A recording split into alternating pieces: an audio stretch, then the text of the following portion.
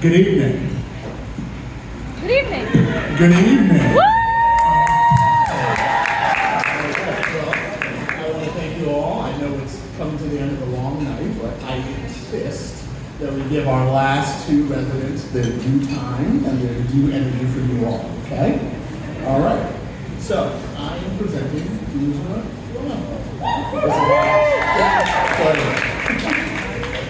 Uzma is born as the middle child to Mamador and to Rahman.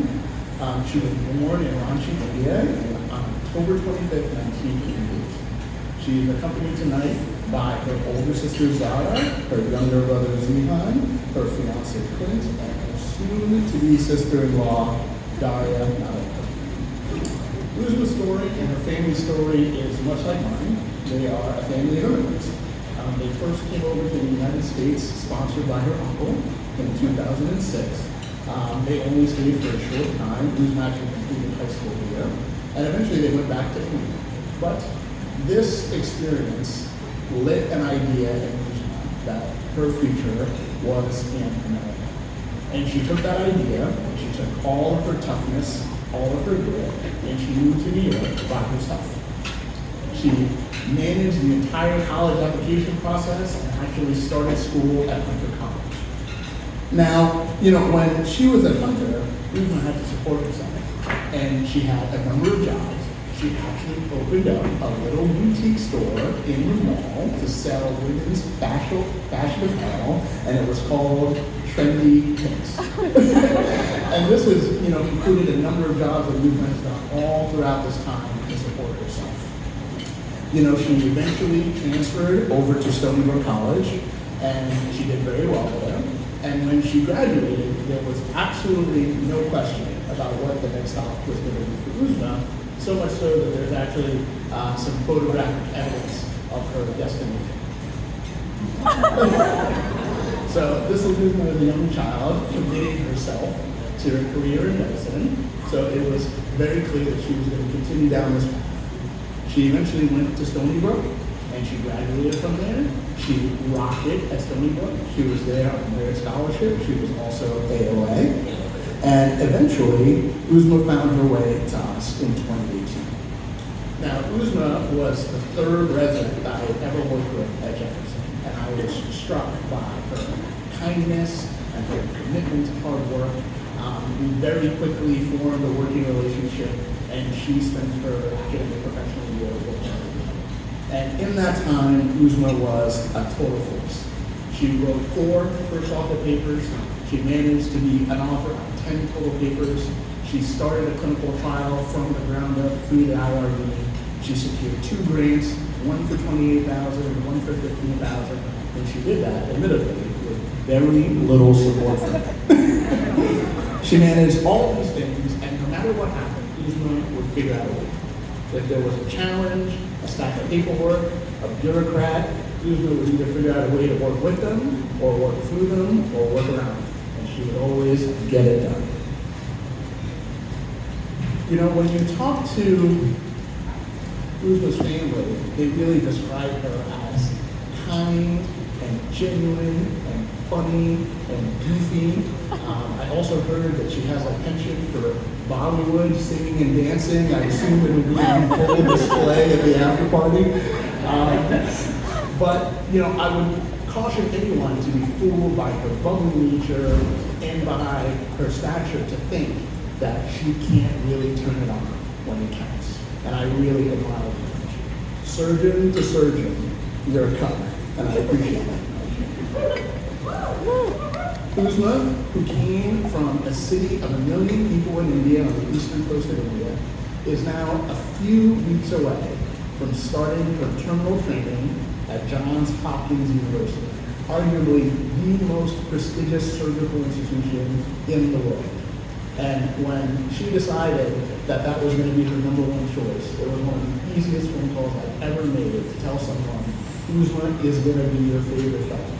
It's only a matter of how long that's going to take.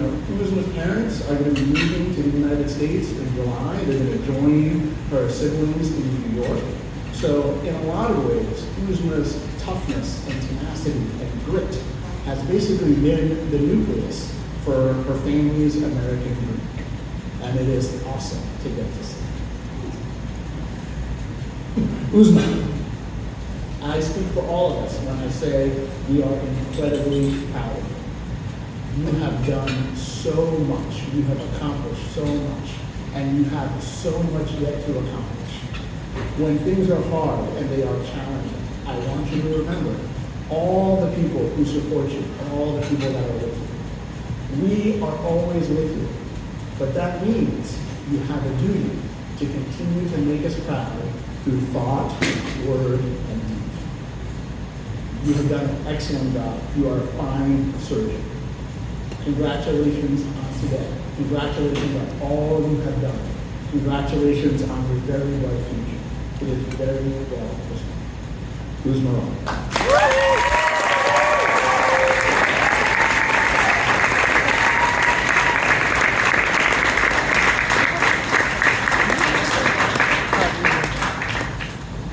Thanks for the generous introduction, Dr. Prasanna.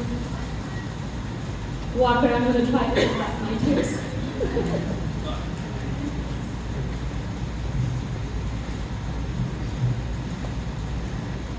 Good evening, everyone. It's surreal to be standing here today. When I attended this banquet for the first time as an intern 6 years ago, sitting at one of the back tables, I remember thinking, wow, 6 years from now, it's going to be my day.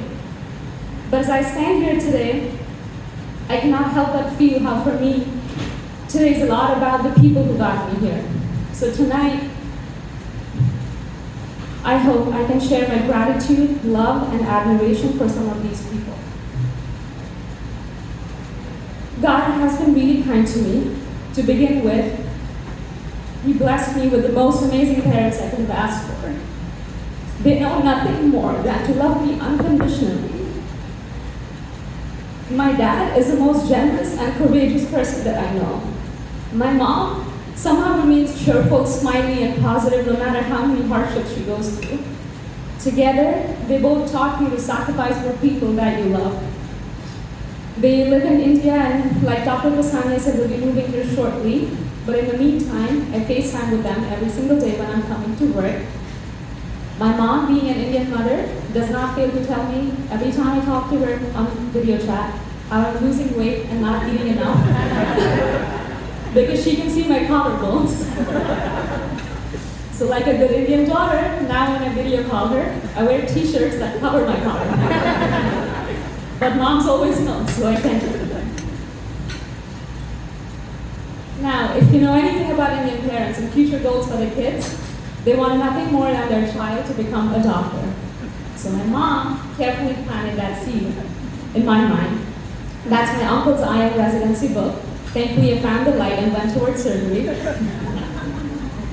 Starting in grade 6, I used to be academically strong and be the topper in my class, and never wanted to lose my spot to anyone, but especially to the girl who came second in my class. Her name was Vish. So I used to tell my sister that if I didn't wake up at the crack of dawn to study, she should wake me up and just ask me, Uzma, do you want to lose to Vish and become second in her class? And that possibility of losing to someone woke me up better than any alarm could possibly have. So thanks to my sisters for keeping it real for me. That's my sister trying to pick me up. Both have boy haircuts because that's how my mom cut out hair. Thankfully, I'm no longer a psychopath. And I'm starting to find joy in my academics, and competition with anyone was no longer a driving force. Speaking of everything that my parents have given me, next slide. On May 28, 1998, came along the biggest blessing I've had in my life.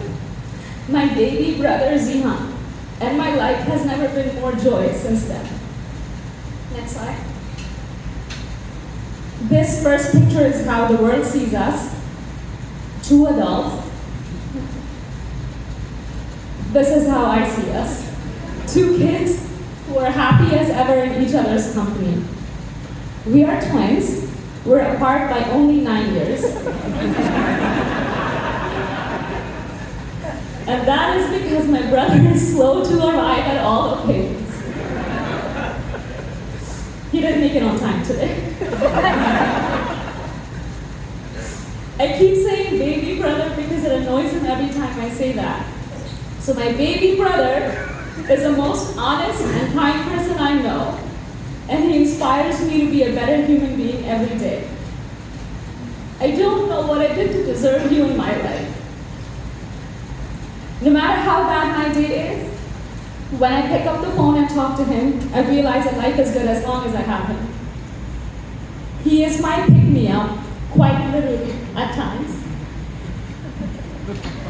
So although in one way he has done nothing to get me here, he is the reason behind my perpetual joy in life, which allows me to be happy in and out of work. Clint, look who made it. I met Clint when he was in his thug phase. But I saw potential in him. Clint and I met when we were young, dumb, and broke. 17 years later, and I'm more broke than I ever was.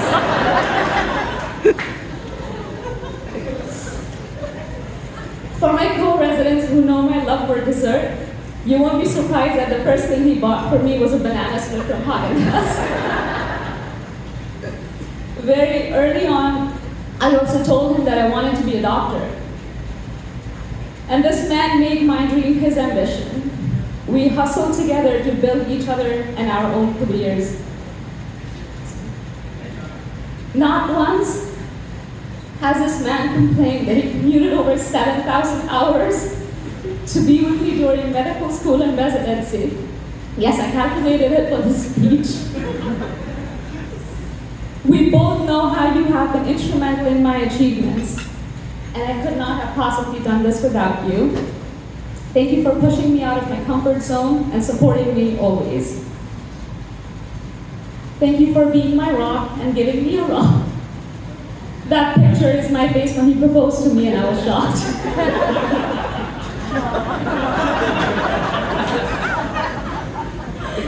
I'm so excited for our wedding in Sri Lanka. Clint is also the reason I met my best friends in college when he forced me to audition for an a cappella group. I used to miss my parents and I was homesick, but my friends and their parents accepted me into their hearts and their homes. My girls inspire me every day by how amazing they are both personally and professionally. Moving on to residency, one of the most important phases in my life. On my first day of intern orientation, an attending said this: "Surgery is the most fun you can have with your clothes on."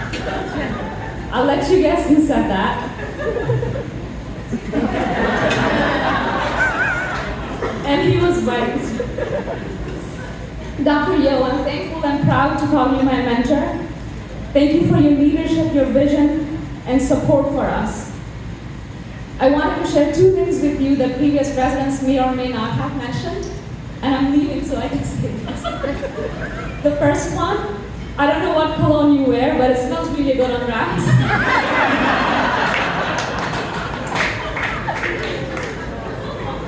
Second, before we start our grocery rotations, a lot of the residents, including myself, start having nightmares. For example, we're late to M&M, or we forgot to do a clinical task, or we forgot to put steel wires for the drains. But once we start the rotation, these nightmares go away, because we stop sleeping on the rotation. In all seriousness, Dr. Yo, thank you so much for setting high expectations for ourselves, for challenging us to becoming self-sufficient, clinically astute surgeons, and we would not be the residents we are today without your support. This is a picture at the Christmas party. The second picture is when I was trying to get a picture with you in the frame, but I didn't have the courage. But finally, by the end of the evening, I got a picture with you. Next slide. This is my last Whipple with Dr. Yo. Next slide. One of my most favorite memories of residency was my colorectal rotation during intern year because of Dr. Goldstein. I was undoubtedly the happiest intern that year. He made me feel like I mattered, that someone was excited to see me come to work. Everything that I did at work or outside work amazed him and he celebrated it. And he used to say that he would write a book called A Day in the Life of Uzma.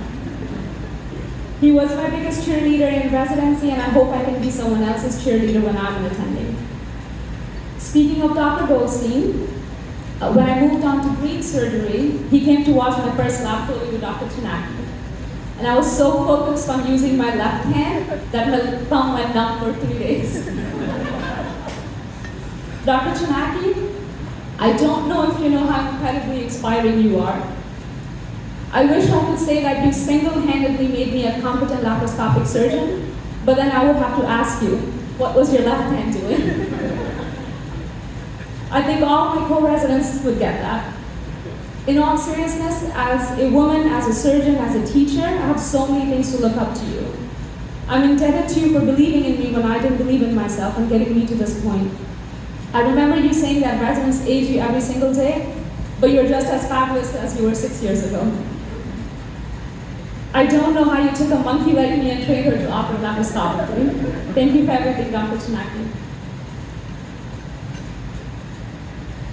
My first 2.5 years of residency, I used to think that I had to maintain a certain aura as a surgeon, suppress my energy, be quiet, be stern. Enter Dr. Okasanya with his infectious laugh. Thank you for showing me that I could be myself and be cheerful and positive while taking my job and patients seriously. I would not have chosen this path if not for you, and I would not have met these goals if not for you. Dr. Evans, you responded to 90% of my texts on thoracic, which I think is a feat that residents would agree with. Thank you for your mentorship. My proudest moments on thoracic were when you told me I was funny and you laughed at my jokes. Thank you to all of the other attendings who taught me patiently, trusted me, invested in me, challenged me, gave me good company in the OR and on rounds. A special shout out to the ones who bought me food, dessert, and offered me a ride home after a late case. To all the OR nurses, floor nurses, APPs who treated me with love and respect, I appreciate everything that you did for me. I possibly cannot name all of you, but I hope you all know how much I've enjoyed working with you. And next to what makes this residency such a great place, the workforce behind this hospital, my amazing co-residents. You are a huge reason I look forward to work. I know all of you will do great things and I'm proud of you.